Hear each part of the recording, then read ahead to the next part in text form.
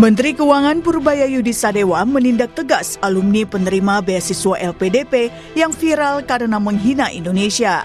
Purbaya memastikan suami sang alumni yang juga penerima beasiswa LPDP bakal mengembalikan seluruh dana beasiswa beserta bunganya. Purbaya juga menegaskan akan melakukan blacklist terhadap yang bersangkutan dan tidak akan dapat bekerja di kantor pemerintah Indonesia.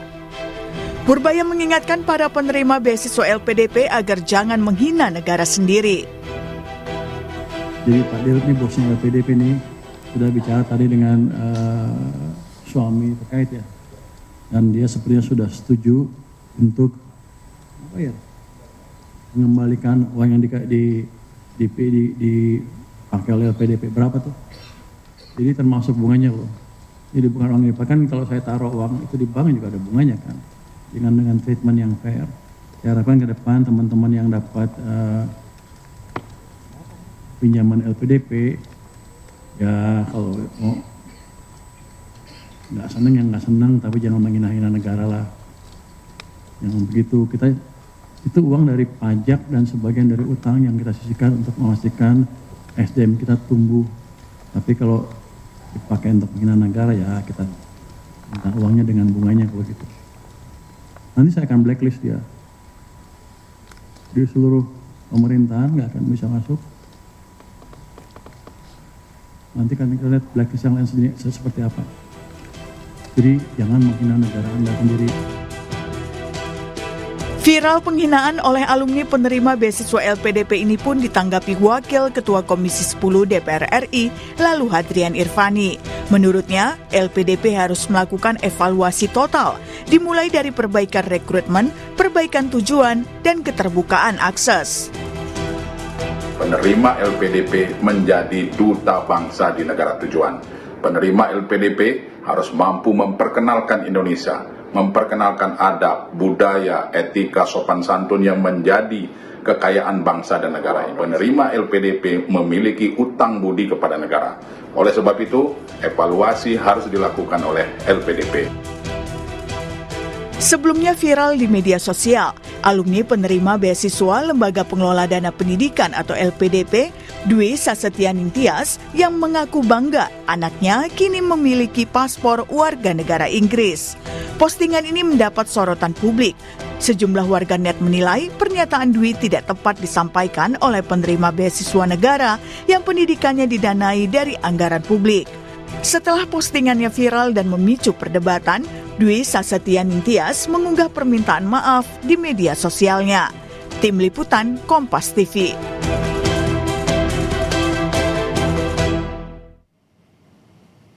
Saudara, publik dibuat heboh karena unggahan seorang alumni penerima beasiswa LPDP yang mengaku bangga anaknya jadi warga negara asing. Unggahan ini dianggap menghina Indonesia. Pasalnya LPDP adalah beasiswa yang dikelola oleh lembaga negara yang dananya berasal dari publik. Bagaimana sebenarnya mendudukkan aturan hak dan kewajiban penerima beasiswa pemerintah? Kita bahas soal ini bersama dengan narasumber secara daring. Sudah ada tenaga ahli utama Badan Komunikasi Pemerintah Republik Indonesia atau Bakom RI, Pak Fitra Faisal. Kemudian ada Wakil Ketua Komisi 10 DPR RI dari fraksi PKB, Lalu Hadrian Irfani. Kemudian juga ada pengamat pendidikan dari Universitas Negeri Surabaya, Pak Martadi. Selamat pagi Bapak-Bapak, Assalamualaikum. Selamat pagi. Waalaikumsalam. Waalaikumsalam, Mbak. Ya, saya mau ke Pak Fitra dulu. Pak Fitra, ini dari Bakom Republik Indonesia. Apakah kemudian distribusi penerimaan atau penerima LPDP ini sebenarnya sudah sesuai dengan proporsional secara wilayah dan juga latar belakang ekonomi, termasuk juga apa yang kemarin kita lihat bagaimana permasalahan yang kemudian terblow up di media sosial oleh DS ini. Seperti apa Pak Fitra?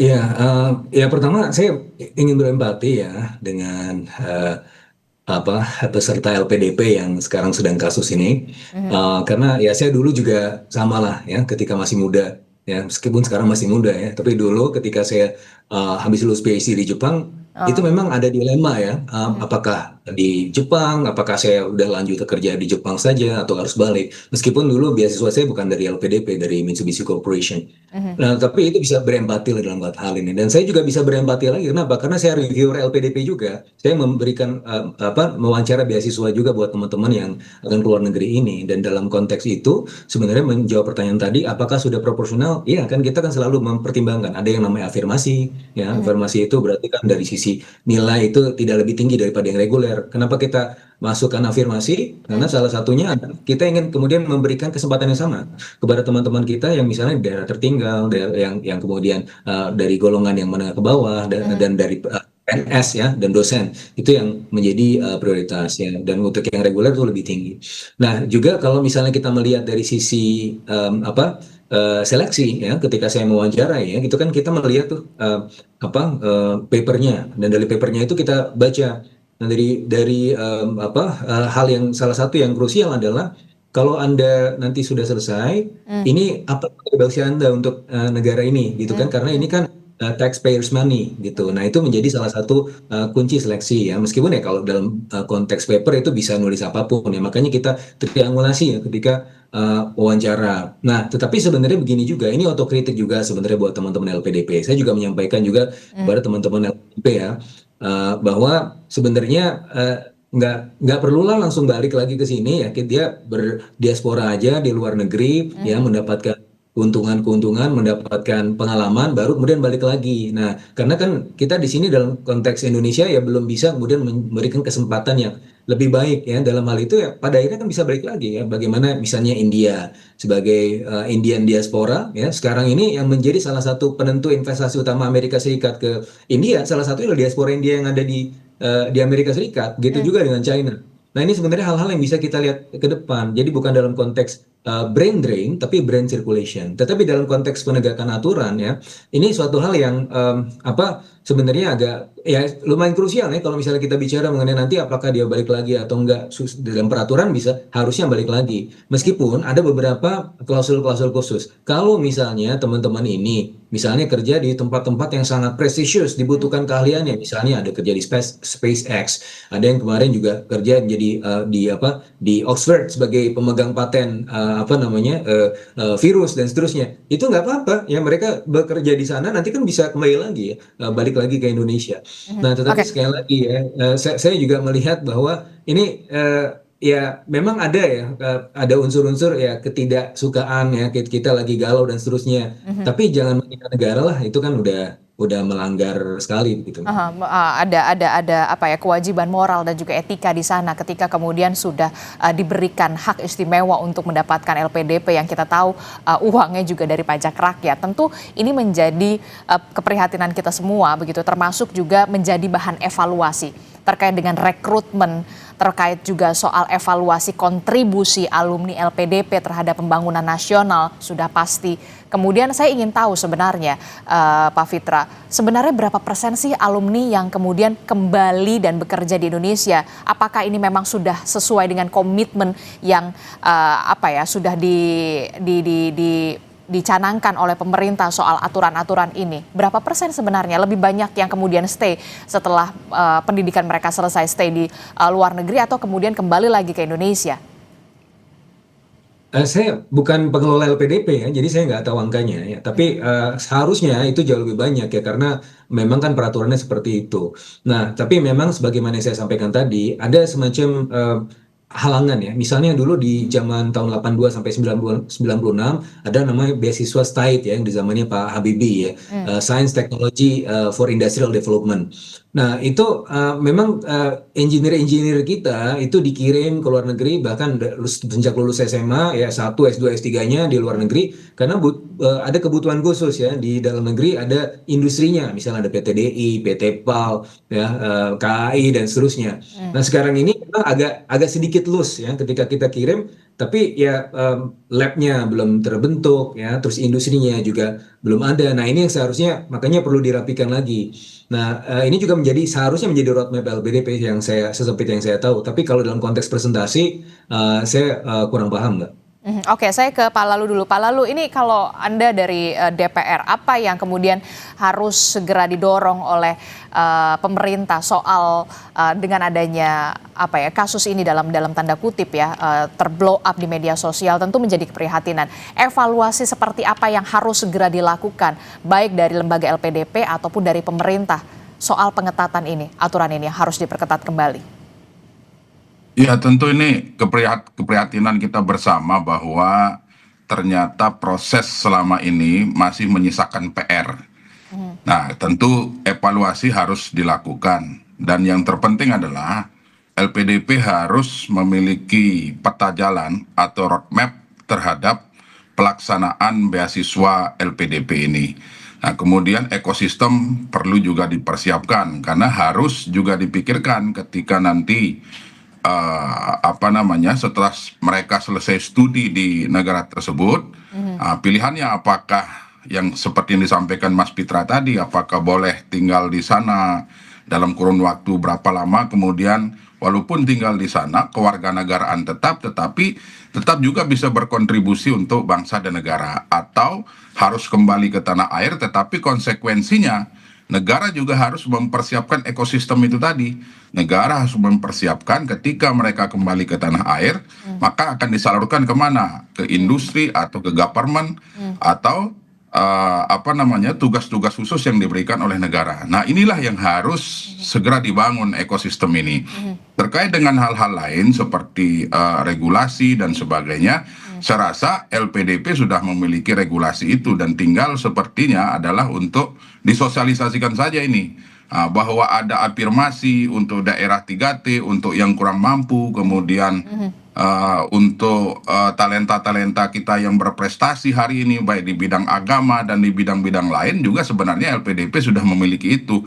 Cuman akses informasi inilah yang perlu tersampaikan juga kepada masyarakat kita, tidak hanya di kota-kota besar, tetapi masyarakat kita di seluruh tanah air, baik yang terdepan, terluar, tertinggal dan sebagainya. Nah, inilah yang harus dilakukan. Dan yang perlu diingat bahwa peserta beasiswa LPDP ini, pemberian fasilitas beasiswa ini bukan fasilitas pribadi. Ini adalah dana yang diambil dari pajak rakyat, dari uang rakyat yang disiapkan oleh negara dengan tujuan adalah mempersiapkan generasi unggul, SDM yang berkualitas untuk sebesar-besarnya berkontribusi untuk kepentingan bangsa dan negara. Nah, oleh sebab itu, tentu saya berharap dalam kasus yang terjadi hari ini, maka pemahaman kebangsaan, pemahaman keindonesiaan ini juga sepertinya sudah mulai luntur.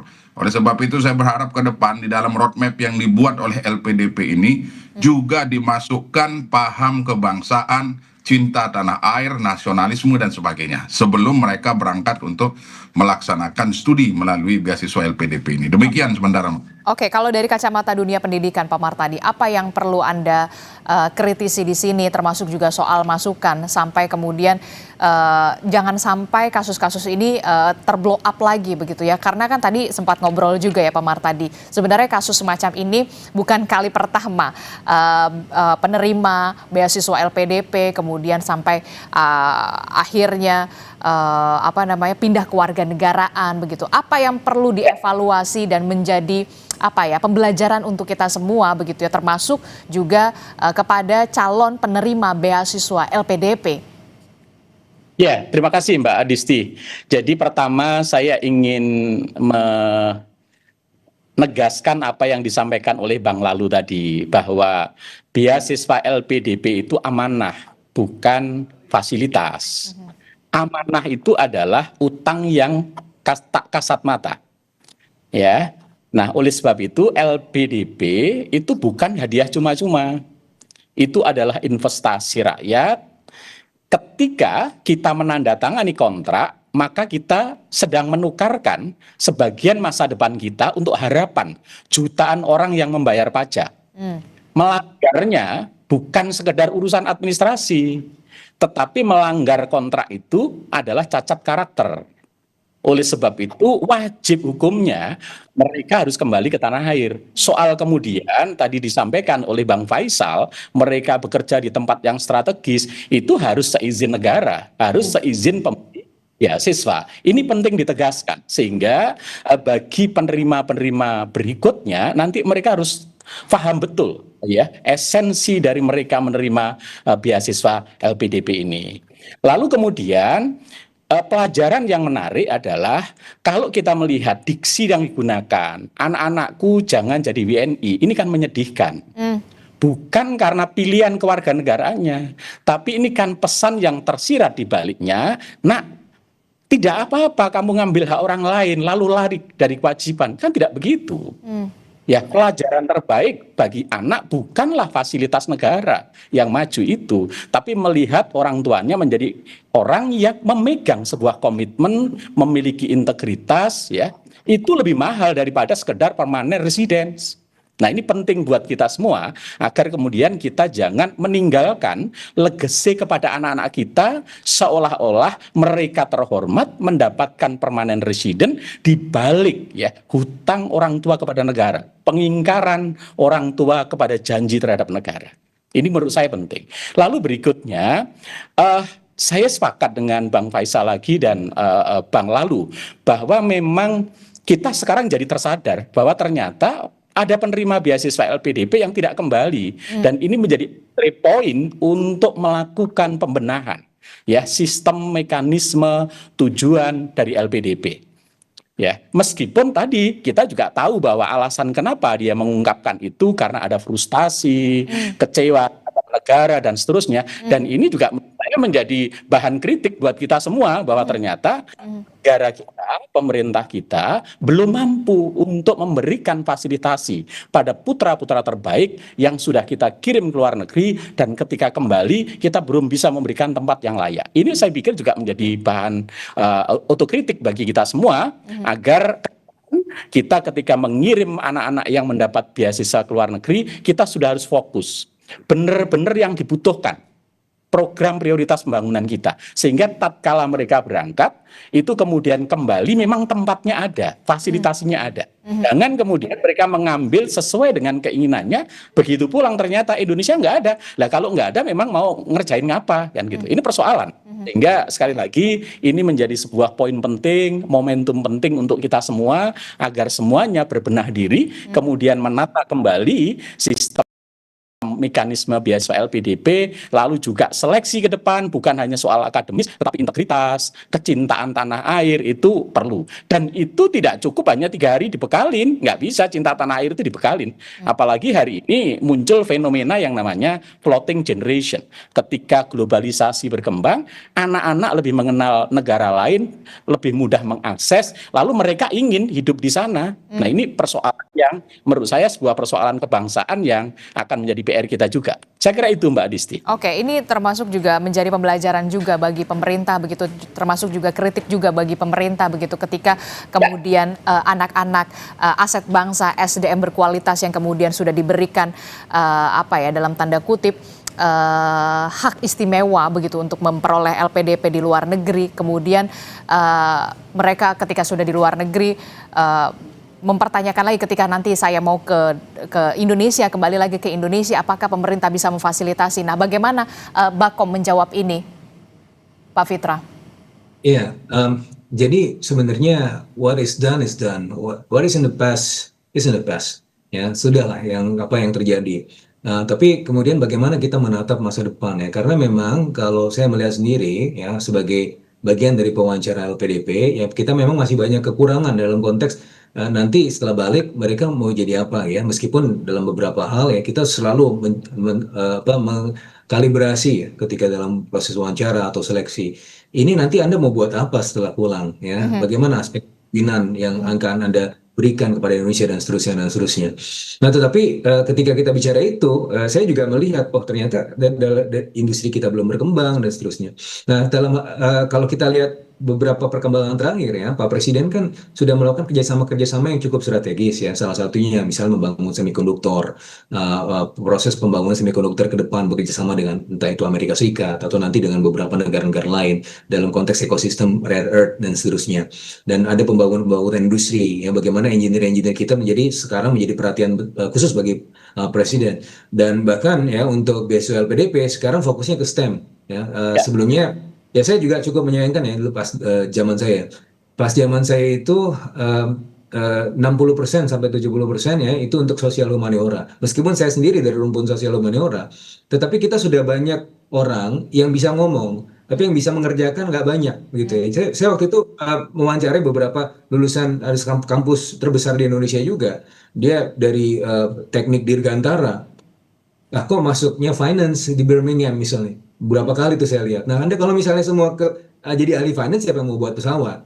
Nah, dalam hal ini kita juga butuh roadmap ya. Roadmap ke depan ini harus jelas gitu kan. Nanti kampus-kampus ini memang untuk karakternya adalah untuk menciptakan engineer-engineer. Untuk kampus ini menciptakan misalnya ekonom, pemikir-pemikir politik, filosof dan seterusnya. Itu harus ada pemetaannya sehingga pada akhirnya bisa di channel through ya, inline dengan kebutuhan-kebutuhan kita di masa depan. Dan dalam hal ini kebutuhan kita adalah untuk industrialisasi. Asas cita nomor 5, industrialisasi. Kenapa? Untuk menciptakan ruang ekonomi. Kenapa ruang ekonomi perlu diciptakan? Karena pertama, supply of talented people bisa ada di sana. Yang kedua adalah ketika supply of talented people itu berkolaborasi dengan capital machineries, pada akhirnya bisa menghasilkan output yang besar. Ketika output besar, maka kue ekonominya membesar. Dan ini adalah untuk kesejahteraan rakyat juga. Itu sebenarnya bagaimana kita melihat roadmap pembangunan LPDP ke depan ya seperti itu.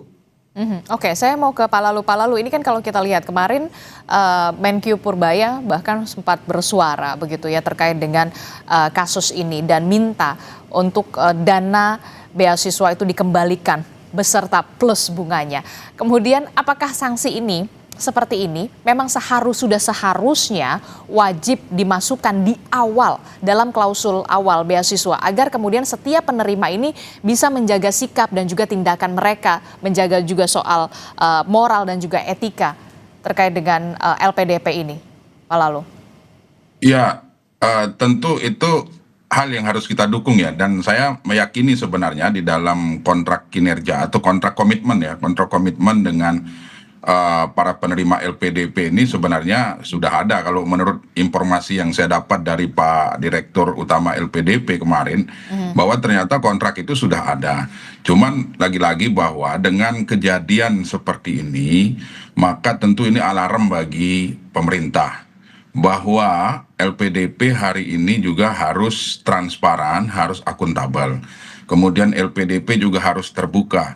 Bahwa hari ini Mbak, kami di Komisi 10 itu memiliki data dari tahun 2013 sampai dengan 2025 ada 55.641 penerima beasiswa LPDP. Pertanyaannya, dari 55.641 itu siapa saja? Nah, ini yang perlu juga disampaikan. Agar apa? Agar jangan sampai LPDP ini terkesan elitis. Seperti yang berkembang hari ini bahwa yang bisa masuk sebagai penerima LPDP adalah orang-orang yang mampu. Ternyata setelah kami cek bahwa tidak demikian. Dari 55.641 ini ya ada juga ya seperti afirmasi yang saya sampaikan di awal tadi bahwa ada dari daerah 3T, kemudian dari yang kurang mampu, kemudian alumni pondok pesantren dengan afirmasi-afirmasi yang diberikan. Nah, inilah yang harus disampaikan kepada publik. Nah, terkait kelemahan, kekurangan dan sebagainya, tentu kami berharap LPDP dengan mitra-mitranya seperti Kementerian Pendidikan Tinggi Sains dan Teknologi, Kementerian Pendidikan Dasar Menengah, dan Kementerian Agama duduk bareng, kemudian membuat regulasi, membuat sinergi dalam rangka mempersiapkan ekosistem itu tadi.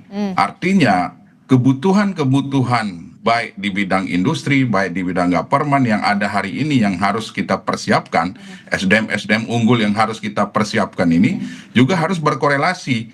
Jangan sampai nanti mereka kita sekolahkan, kemudian kembali ke Indonesia, tidak terserap di tanah air. Nah, ini menjadi salah satu alasan kan. Nah, oleh sebab itu ekosistem ini menjadi sangat penting. Oke, hari ini Presiden fokus kepada STEM. Nah, perlu dipikirkan juga, apakah nanti lulusan dari LPDP yang mengambil STEM ini sudah benar-benar kita persiapkan, tidak di negara kita gitu kan.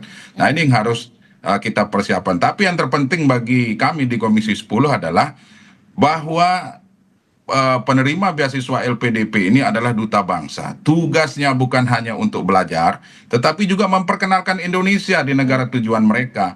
Adab, kemudian budaya, adat istiadat, nilai-nilai luhur bangsa itu harus mereka tunjukkan di negara-negara tujuan tersebut. Seperti itu, Mbak. Jadi menurut Anda, nanti ke depannya, apakah Anda juga akan beserta dengan komisi Anda terkait begitu ya, untuk bisa memanggil LPDP, harus ada regulasi yang kemudian lebih komprehensif lagi, evaluasi yang menyeluruh, walaupun memang di sini sudah ada kewajiban mengabdi 2 kali masa studi, 2N+1 tambahan di Indonesia, kemudian untuk bisa memastikan investasi beasiswa yang bersumber dari pajak dan anggaran negara ini kemudian memberikan dampak nyata bagi pembangunan SDM di tanah air. Kapan rencananya akan memanggil LPDP untuk bisa mencari win-win solution terkait dengan kasus ini?